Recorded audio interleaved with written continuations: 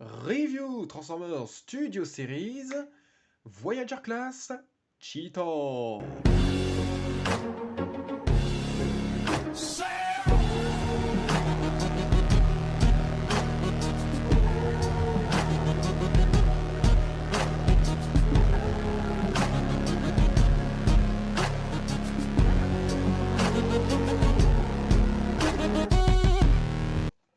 Donc, nous voici avec le packaging qui représente donc du coup Cheetor en artwork préliminaire certes, nous indiquant que c'est le numéro 98 de la gamme Studio Series, que c'est un Maximal tiré du film Rise of the Beast. Et de ce côté, on nous indique que c'est un Transformers authentique en dessous de son artwork en presque entière, en mode robot cette fois-ci. Et de ce côté, que c'est le numéro 98 de la gamme Studio Series et que c'est un Voyager Class en quelques langues. Au dos de la boîte, nous avons donc la représentation de la figurine Cheetor en mode robot et en mode bête, se transformant en 24 étapes dans les deux sens, ainsi que son descriptif que l'on retrouve ci-dessous. Voilà donc pour le packaging. Et nous voici donc avec Cheetor en mode bête. Donc plus exactement en mode guépard. Voilà, comme son nom l'indique, tout simplement. Cheetor, cheetah, guépard en anglais. Et donc le voici cette fois-ci en bronze. Voilà. Donc un guépard bronze simplement. Et qui, ma foi, là, contrairement à Erasor, commence un peu à être à peu près fidèle au film, mais pas à 100% par contre. C'est-à-dire que on a la tête, voilà, qui n'est pas vraiment fidèle au film, surtout qu'en plus, elle ne fait pas énormément penser à une tête de guépard, mais plutôt celle d'un tigre sans barbe, du coup, ou d'un léopard carrément, mais pas un guépard. Voilà. Même si, bien entendu, ils ont fait les fameuses marques arquées autour du museau, enfin de chaque côté plus exactement. La truffe, par exemple, n'est pas assez triangulaire pour que ça fasse bel et bien penser à une truffe de guépard, tout simplement. On a en tout cas les yeux qui paraissent là encore un peu petits, mais bon, de toute façon, ça c'est pas le problème principal. C'est juste que, tout simplement, ça fait pas vraiment penser à un visage de guépard, enfin une tête de guépard surtout. Idem pour la position des oreilles, quoique ça on s'en fiche peut-être un petit peu. Mais quoi qu'il en soit, voilà, donc normalement on est censé avoir ici, là où la nuque est grise, quelques détails de fourrure au niveau de la nuque donc, comme principalement le guépard royal. Eh bien, on a aussi de la fourrure sur les côtes, aussi bien à gauche qu'à droite. Et à l'arrière, en tout cas des pattes antérieures, pardon, on a de la fourrure, voilà, en bande du coup. Et on a aussi de la fourrure au dos, voilà, ici, à partir de là. Ah, donc il y a des détails un peu de poils, entre guillemets. Autrement, on a aussi une présence de taches ici. Alors, euh, bien faite, il n'y a pas de problème, mais malheureusement pas assez éparpillé pour que du coup,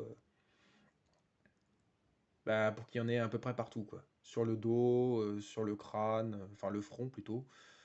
Sur quoi encore? Les pattes postérieures. Bon là encore, là ça va, c'est bien fichu. Faudrait que je trouve un moyen pour les effacer et les créer moi-même, parce que si jamais moi j'en ajoute en laissant celles qui sont déjà là, mes tâches à moi risqueraient de ne pas être très très réalistes par rapport à ces tâches-là. Mais bon, de toute façon, elles sont beaucoup trop petites et forment beaucoup trop des polygones différents pour que ce soit bel et bien des tâches de guépard. Elles sont censées être arrondies partout. Bon, bien sûr, il faudra que je me renseigne pour savoir où exactement il y a des tâches. Mais quoi qu'il en soit, voilà ce que ça donne au total. Donc le reste du corps, ma foi, me semble assez correct pour faire en sorte à ce que ce soit fidèle au film. Bon, bien entendu, les pattes, du moins antérieures, pardon, je veux dire en tout cas, me semblent pas assez fines pour que ça se fasse vraiment penser à des pattes de guépard. Mais n'oublions pas, là encore, qu'on est sur un robot, voilà, et pas un vrai animal, bien sûr. Mais quoi qu'il en soit, dans l'ensemble, je trouve que la position du guépard est plutôt bonne. Voilà, le dos qui commence un peu à monter et à se baisser vers l'arrière, en tout cas. Donc du coup, on a une articulation au niveau de la tête, enfin deux articulations au niveau de la tête, à savoir du coup la mâchoire. Voilà, donc dans la gamme Studio Series, tous les Maximals auront droit à une articulation au niveau de la mâchoire, contrairement à la gamme Rise of the Beast. Il y a Cheetor du coup et Rhinox qui ont droit à une articulation au niveau de la mâchoire, tandis que Primal et Razor, non.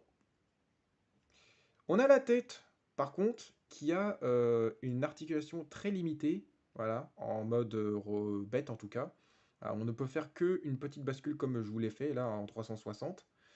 Ça peut pas aller de gauche à droite mieux que ça en tout cas, malheureusement. On a aussi une articulation au niveau de la patte antérieure, voilà, au niveau du coude entre guillemets, et des griffes, voilà. Très bien fait, hein. Bon, par contre, voilà, on voit la main du robot, mais bon, ouais, bon, après ça, c'est... Ouais, bon, ouais. Bref, on a ensuite, là, comment ça s'appelle, la patte postérieure qui bascule jusqu'au niveau des hanches, de haut en bas, comme ça. Bon, moi, pour le coup, ça me paraît suffisant, puisqu'on a le deuxième genou, entre guillemets, ce que j'appelle le deuxième genou. Bon, on a aussi une articulation au niveau de la patte, comme ça. Mais bon, ça, si vous voulez mon avis, ça ne compte pas vraiment, puisque c'est plus dû au mode robot. Puisque là, on a la pointe du pied qui apparaît vers l'arrière. Oui, mais bon, voilà, c'est pas un vrai animal, donc bon. Et on a ensuite la queue, qui est dans sa propre forme, hein, tout simplement. Enfin, dans sa propre position, on va dire, plutôt. Puisque, en fait, en mode robot, elle va se coller au dos, tout simplement. Donc du coup, on a droit à une articulation à partir d'ici, et voire même là, partie grise en fait. Donc voilà quoi. Donc voilà dans l'ensemble pour les articulations de Cheetor. Étant donné que là, sous l'undercarriage, on a la présence du torse du robot, on peut très bien considérer cela aussi comme le torse du comment ça s'appelle? De l'animal, hein, entre guillemets, hein. Oui, oui, oui, oui. Donc voilà au total. Comparaison du coup avec A-Razor, voilà, donc on a entre guillemets,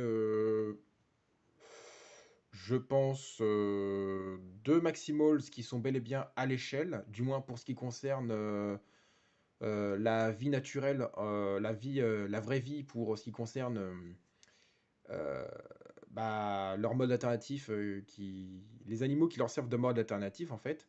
Je pense qu'entre l'aigle royal et le guépard, on est à l'échelle. Mais, en tout cas, majoritairement, entre Maximals, du moins dans les films, ils sont tous dans leur propre échelle. Mais là, ça veut dire que, naturellement, les animaux qui leur servent de mode alternatif ne sont pas à l'échelle pour le coup. On verra bien au fil du temps, hein, de toute façon, hein. Mais là, voilà en tout cas ce que ça donne à côté de Eraser et Cheetor. Eraser qui est à 100% non fidèle au film. Et Cheetor qui l'est, allez, on va dire à 75%. Comparaison ensuite avec Bumblebee en mode véhicule. Et c'est seulement comme ça, à partir de là, que je vais faire la comparaison, parce que je vais en fait je vais être assez explicite. Donc, on a en fait certains qui se disent que là, pour le coup, Cheetor paraît trop grand par rapport à Bumblebee en mode véhicule, depuis qu'ils ont vu la bande-annonce. Alors, c'est vrai que on a tendance à croire ça, étant donné que Cheetor et Bumblebee étaient bien écartés, en fait. Il y avait un grand écart entre les deux. Donc du coup, euh, on avait tendance à croire que Cheetor paraît trop grand par rapport à Bumblebee. Mais, depuis qu'on a découvert le film, enfin regardé le film, au cinéma, et ben on a pu découvrir, quand le plan a été, entre guillemets, inversé, que finalement, Cheetor était de très bonne taille par rapport à Bumblebee, lorsqu'ils ont inversé le plan et modifié l'animation de Cheetor en train de courir à côté de celui-ci, et ben on a pu voir que Cheetor était grand juste comme il faut par rapport à Bumblebee par exemple. Donc il n'y a aucun problème entre la taille de ces deux personnages-là. En termes d'accessoires, il est donc accompagné de sa lance pour le moment séparée en deux, exprès pour le stockage, voilà, du mode bête donc, qui vient les deux parties qui viennent s'accrocher grâce à ce système d'embranchement correspondant à cette fente. Donc là, ici, la grande partie et la petite partie qui vient donc se mettre de l'autre côté forcément. Et là, nous avons donc Cheetor avec le stockage. On dirait presque Ravage dans Revenge of Fallen. C'est marrant. Mais ce stockage fonctionne plutôt bien, cette fois. On va enfin pouvoir passer à la transformation, et pour ce faire, on va commencer par les pattes antérieures, pardon, que l'on va donc aligner un petit peu plus, rabattre les griffes, retourner les mains, voilà, et on va donc décrocher depuis le garrot, voilà, et le deuxième, hop là, patience. Et ensuite, on va ramener vers le bas, retourner les avant-bras depuis le biceps en fait, hein, comme ceci. Ensuite, on a donc les bras de fait. On va ouvrir le dos à l'aide de la tête et ouvrir le torse en poussant, voilà. Ensuite, on va cacher la tête du guépard, déjà pour commencer en tordant la nuque et en appuyant sur la gorge pour la faire rentrer davantage. Et ensuite, on va enfouir la tête contre le dos, enfin l'intérieur du dos, et fermer ensuite. Une fois cela de fait, on va faire apparaître la tête du robot, comme ceci, et on referme. Voilà. Une fois cela de fait, on va déployer la queue jusqu'à l'arrêt, et ainsi, on va détendre carrément la jambe, la pointe du pied qu'on pivote dans le bon alignement, le pied ainsi, et le reste de la jambe. Le tibia qu'on va décrocher pour rabattre en place, comme ceci. Et ainsi, on va venir retourner la jambe depuis le genou en fait. Alors, faisons en sorte à ce que l'alignement se suit bien comme il faut. Voilà, ça devrait aller. Et on rabat la jambe comme ceci. Pareil de l'autre côté, donc, hein, forcément.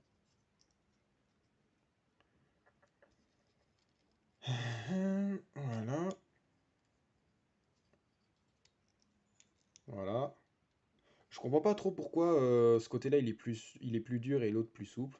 J'ai essayé de voir où était le problème, mais impossible de le retrouver, le problème.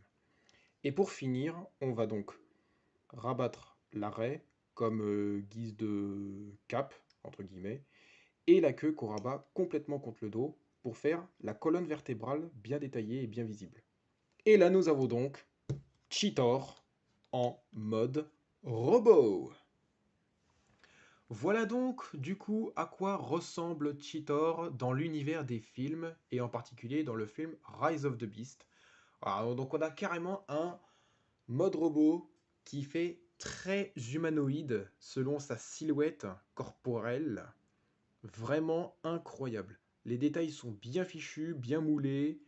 Voilà, ça fait très humanoïde cette fois-ci, hein, avec les cuisses, les jambes là. Franchement, c'est incroyable. Le torse surtout aussi. Très franchement, c'est fabuleux. On a, comme qui dirait, une ressemblance à Black Panther, si celui-ci était de la même couleur que Cheetor, donc en bronze avec des taches. Car oui, bien entendu, on retrouve des taches au niveau du torse, vous voyez. Et on retrouve aussi des taches au niveau des jambes. Bon, ça se voyait déjà depuis le mode bête, mais bon, là, ça se voit encore mieux, je pense. Et alors, ça se trouve, c'est peut-être un peu en manque de tâches, hein, ça se trouve, même là au mode robot, ça se trouve, qui sait, surtout au niveau des tibias, parce que ça me paraît un peu bizarre que ce soit simplement bronze et puis c'est tout. Mais quoi qu'il en soit, on a donc une tête qui fait un peu penser à une boîte de conserve, où on a des petites cornes qui sont plus petites que dans Beast Wars, entre guillemets.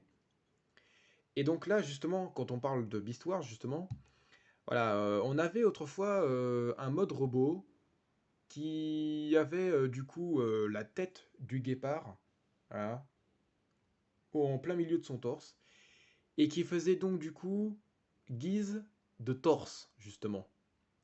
Et ainsi que les pattes antérieures du guépard qui faisaient guise de cape contre le dos. Alors, moi, ça, je trouve ça vraiment chelou et juste gore, parce que ça faisait. On dirait qu'en fait, on aurait décapité la tête du guépard pour ensuite la coller contre le torse, et qu'on aurait ensuite arraché les membres antérieurs du guépard pour ensuite les coller contre le dos pour que ça fasse guise de cape ou de backpack. Ouais, l'idée est super gore, hein, je vous l'avoue.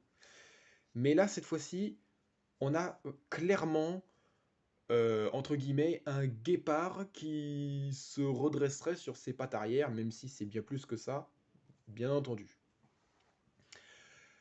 Ah, j'ai oublié les panneaux à fourrure qu'il faut retourner comme ceci. Hein, je me disais bien aussi que c'était un petit peu bizarre. Mais quoi qu'il en soit, voilà en tout ce que ça donne. Donc c'est bien. Là, c'est mieux, je trouve. C'est On a comme qui dirait la tête du guépard qui se serait transformée à moitié en tête de robot et à moitié en torse entre guillemets. Voilà, donc très franchement, c'est super. On a donc du coup l'occasion de remarquer bel et bien le logo Maximals tel comme il faut cette fois. Bon, en petit, hein, je l'avoue, hein. Ouais. Mais voilà quoi. Donc autrefois dans Beast Wars, on avait Cheetor qui était jaune, là où c'est bronze en fait, et bleu là où c'est gris, tout simplement. Donc pareil au visage, voilà, par exemple au visage. Voilà. Super. Ouais, donc du coup en termes d'articulation, la tête s'articule cette fois-ci très bien. Voilà, ça monte, ça descend. Oui, oui, oui, ça descend, ça descend. Ah, toujours ces fameux yeux verts, hein, nickel. Donc les Maximals sont tous les yeux verts, du coup. Ouais, pirouette avec l'épaule, voilà. On soulève l'épaulette pour soulever ensuite l'épaule, enfin le bras par l'épaule, voilà. Champignon et charnière, hein, tout simplement. Le biceps, champignon aussi, hein, enfin double champignon même. Coude, voilà, 90 degrés. Poignée de main et les griffes. Alors, ça, voyez, c'est super bien pensé comme détail, car si on compare avec ce que ça donne au niveau du packaging, eh bien ça, en fait, c'est censé être ça. Alors, ok, il y a deux griffes, tandis que là, il y en a plusieurs, genre trois, ouais. Bon, euh, l'idée est là, c'est le principal. Ensuite, au niveau du bassin, voilà. Alors, ce qui est un peu embêtant, c'est qu'on est obligé de lever ça, et donc du coup, ça dérange la queue de son emplacement. On a ensuite le grand écart, le JCVD qui le fait super bien.